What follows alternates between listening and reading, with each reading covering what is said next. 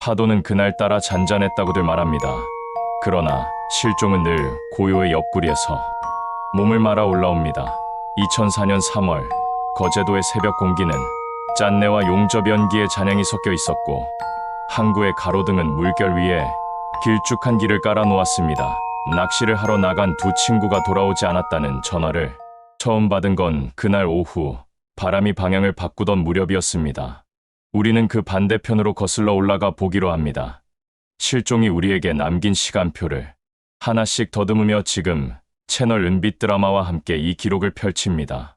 끝까지 곁을 지켜주신다면 다음 장을 여는 열쇠가 되어 줄지도 모릅니다. 이야기는 간단한 질문에서 시작합니다. 두 사람은 어디에서 어떻게 자취를 감췄을까? 답은 아직 멀지만 길은 분명합니다. 오전 12시 42분 고현동 편의점에서 흰 포터 옆 두 남자 가명 강도윤과 박세환이 얼음팩과 간이버너 라면, 생수를 계산합니다. 카운터 주인은 오늘 물길 괜찮을 듯해요라고 말합니다. CCTV 화면 구석엔 모자챙을 깊게 눌러쓴 사람의 턱선이 스칩니다. 누군지는 끝내 확인되지 않습니다. 새벽 2시 10분 장승포항 공영주차장에 도착해 차는 부두 초입에 주차됩니다. 이어 새벽 2시 40분에는 선착장에서 짧은 흥정이 오갑니다. 물이 낮으니 하선은 새벽 5시 이후, 복귀는 오후 2시 정각 약속은 분명했습니다. 이 약속이 나중에 중요한 기준이 됩니다.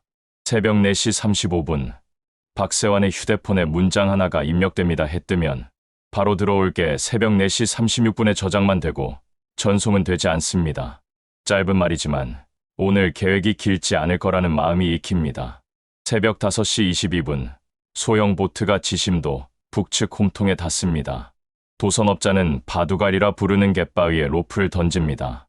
두 사람은 구명조끼 버클을 확인하고 내립니다. 장비는 낚싯대 2, 태클박스 하나, 새 지그 몇 개, 뜰채, 얼음팩 떠나는 배의 엔진음이 짧게 떨립니다.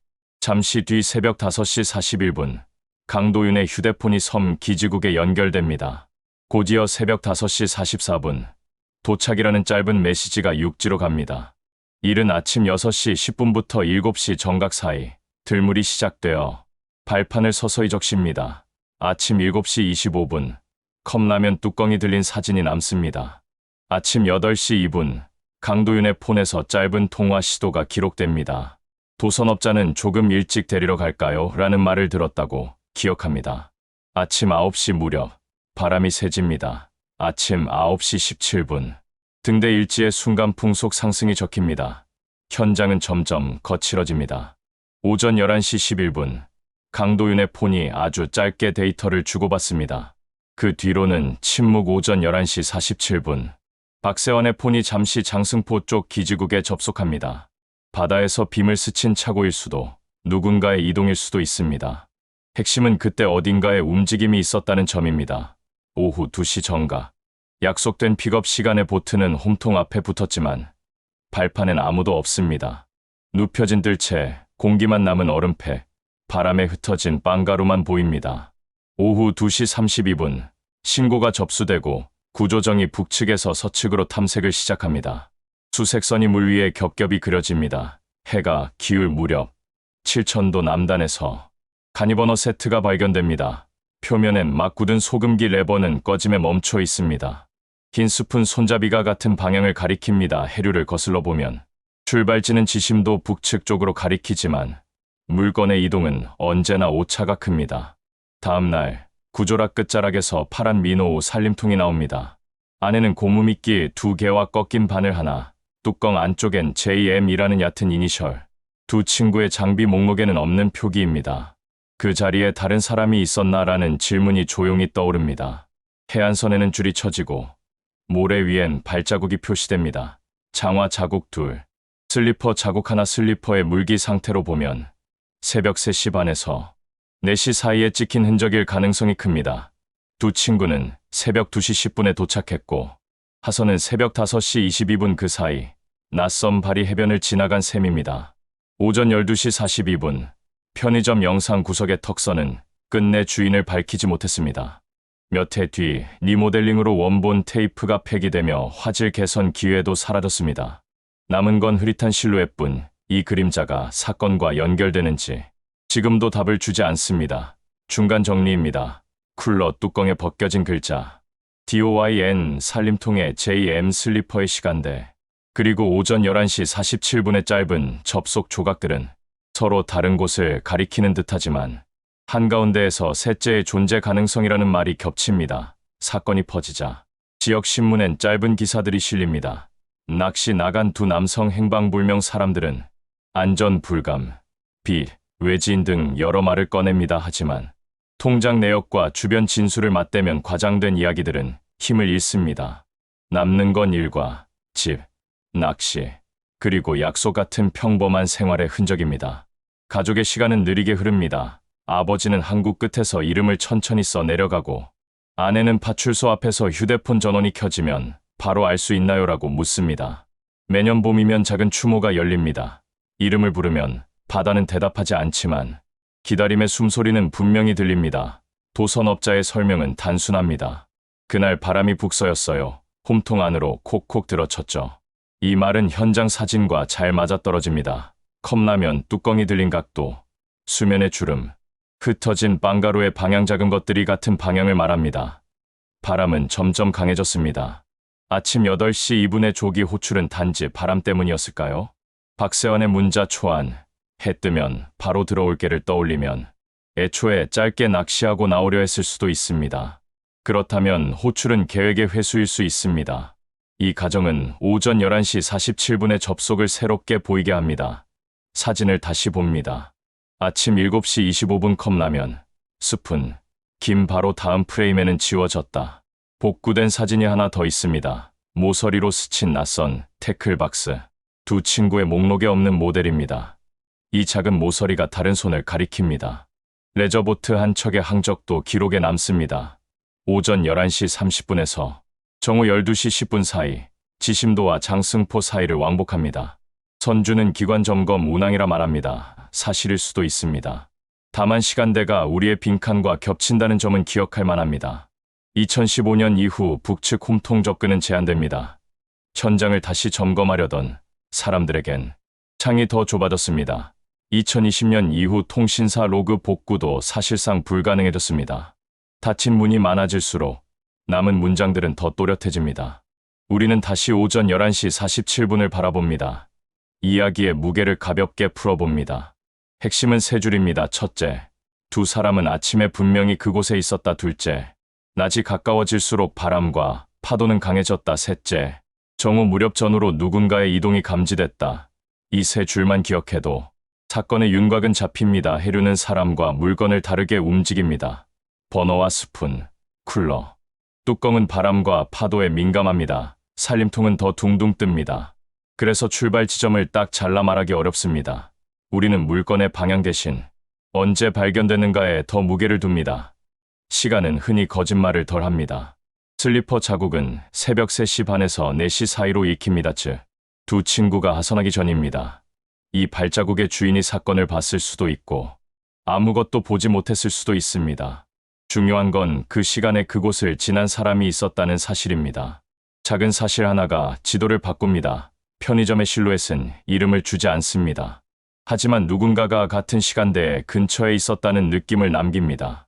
이 느낌은 다른 단서들과 포개질 때 의미가 생깁니다. 혼자 있던 밤, 3시 된 새벽, 그리고 다시 사라진 낮 사건은 이렇게 인원수의 변화로도 설명할 수 있습니다. 수색은 빠르게 진행됐습니다. 구조정은 북측에서 서측으로 몽도레변까지 이어졌습니다. 민간팀은 해안선을 구역별로 나누어 흔적을 기록했습니다. 기록의 핵심은 간단합니다. 찾을 수 있는 곳은 거의 다 찾았다 하지만 사람은 나오지 않았습니다. 그래서 단서는 상대적으로 더 빛납니다. 사람들은 소문을 좋아합니다. 그러나 우리는 기록을 더 좋아합니다. 편의점 영수증, 항만 수음 기록, 카메라 메타데이터, 도선업자의 수첩 서로 다른 종이들이 하나의 일정으로 겹쳐질 때 사건은 이야기에서 일정으로 바뀝니다. 일정은 기억보다 덜 흔들립니다. 현장에서 가장 위험한 말은 조금만 더입니다. 바람이 바뀌면 욕심을 접어야 합니다. 퇴로를 먼저 확인하고 발판 사이 거리를 가늠해야 합니다. 이 사건이 주는 최소한의 교훈은 분명합니다. 시간을 정하고 지키자. 아침의 호출은 그 교훈을 미리 알려주려던 신호였을지 모릅니다. 가끔은 단서들이 방향을 속입니다. 파란 살림통에 각인 JM은 브랜드의 약자일 수도, 닉네임일 수도 있습니다. 단서 하나로 결론을 내리지 않는 이유입니다. 우리는 서로 다른 단서가 같은 방향을 가리킬 때만 한 걸음 나아갑니다. 지금은 셋째의 흔적이 그 역할을 합니다. 현재로 오면 장소는 그대로지만 표지판은 새로 칠해졌습니다. 등대는 교체되었고 길은 조금 정돈됐습니다. 그러나 질문은 남아 있습니다. 오전 11시 47분. 그때 무슨 일이 있었나? 이 한 문장이 이 이야기를 오늘까지 끌고 옵니다. 우리는 결말을 갖고 있지 않습니다. 하지만 방향은 있습니다. 밤의 하선, 아침의 바람 강화, 낮의 이동, 이 방향에 맞는 설명은 몇 가지뿐입니다. 바다의 사고, 타인의 개입, 우연한 수거, 어느 쪽이든 중간에 사람의 선택이 있었습니다. 선택은 늘 흔적을 남깁니다. 레저보트 항적은 다시 떠오릅니다. 시간은 우리의 빈칸과 겹칩니다. 단정은 못하지만 확인할 가치가 있는 이동이었습니다. 이런 문장은 모호하지만 유용합니다. 지나친 확신은 길을 잃게 하고 적당한 의심은 길을 밝혀줍니다. 가족에게 필요한 문장은 간단합니다. 찾겠다. 그리고 기억하겠다. 매년 봄, 항구 끝에서 이름을 부릅니다. 이름은 바람을 타고 물 위로 나갑니다. 바다는 대답하지 않지만 부르는 행위가 사람을 버티게 합니다. 이야기는 그 버팀목을 함께 세우려는 시도입니다. 현장의 노트에는 이렇게 적혔습니다. 퇴로 착시 주의 반사파 강한 발판 간격 촘촘 짧은 문장들이지만 듣기만 해도 그림이 떠오릅니다. 영상이 없어도 이해되도록 우리는 이렇게 말합니다. 좁은 곳에서 파도가 되돌아오면 발밑이 흔들린다. 우리가 지키려는 말도 짧습니다. 함께 가자, 시간 지키자, 바람 바뀌면 접자. 이 세 줄은 모든 해안에 통합니다. 두 친구의 행방은 아직 모르지만 같은 일이 반복되지 않게 하려면 이 세 마디면 충분합니다. 끝까지 추적하여 찾아낸다. 어려운 비유를 쓰지 않겠습니다. 그날의 핵심은 이렇습니다. 두 사람은 이른 아침까지 안전했다. 바람은 점점 강해졌다. 정오 무렵 이동의 흔적이 있었다. 이후로 연락은 끊겼다. 이 네 줄이 사건의 중심입니다. 사건을 설명하는 또 다른 방법은 선택과 타이밍입니다.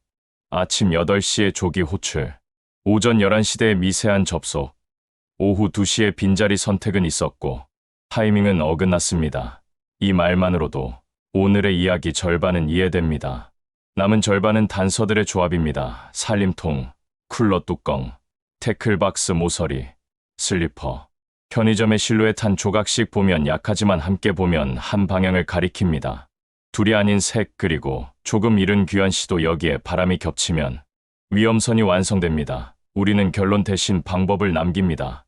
기록을 모으고 시간을 맞추고 말보다 증거를 먼저 봅니다. 이 방법은 다른 사건에도 통합니다.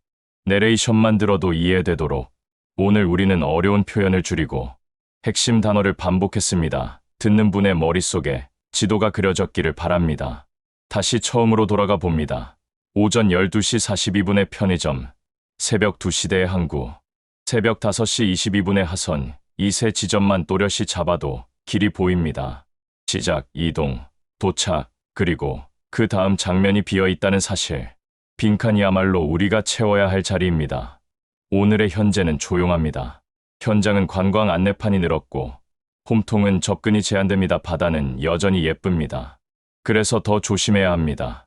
우리는 두 사람의 이름을 부르며 다음에는 안전하게 돌아오자라는 한 문장을 남깁니다. 간단하지만 충분한 약속입니다. 끝을 앞두고 다시 묻습니다. 오전 11시 47분. 그때 당신들은 어디에 있었나요? 이 질문은 우리 모두를 향합니다. 바다를 찾는 날. 스스로에게 같은 질문을 던져보세요. 지금 서 있는 곳, 바람의 방향, 퇴로의 위치, 답을 갖고 움직이면 길을 잃지 않습니다. 엔딩 직전. 마지막으로 발판에 퇴로를 떠올립니다. 하선과 동선, 물돌이와 바람, 그리고 사람의 속도를 나란히 놓아보면 결론은 단순합니다. 빠르게가 아니라 정확하게 기다리면 때로 구조가 되고 조급함은 종종 시야를 좁힙니다. 그날의 결은 이 단순한 원리 위에서 어긋났습니다. 이야기를 귀로 다시 그려봅니다. 새벽엔 안전했고 아침에는 바람이 커졌고 낮이 되기 전후로 이동의 흔적이 감지됐습니다. 오후의 약속 시간에는 자리가 비어 있었고 뒤이어 발견된 물건들은 출발지를 어렴풋이 가리켰습니다. 살림통의 각인, 쿨러 뚜껑의 글자, 낯선 태클박스의 모서리, 그리고 슬리퍼 자국. 이 조각들은 한 방향을 말합니다. 둘만 있던 자리 근처에 잠시지만 다른 발이 있었다는 가능성, 그 가능성은 아직 결론이 아니지만 다음 탐문을 위한 분명한 좌표입니다. 이제 진짜 엔딩입니다. 이름을 부르면 바다는 대답하지 않지만 묻고 기억하는 일 자체가 길을 잃지 않게 해줍니다. 오늘 이야기가 마음에 남았다면 다음 미스터리에서도 함께 해주세요. 지금까지 채널 은빛 드라마였습니다. 구독과 알림 설정은 다음의 여정도 가장 먼저 닿게 해줄 작은 등불입니다.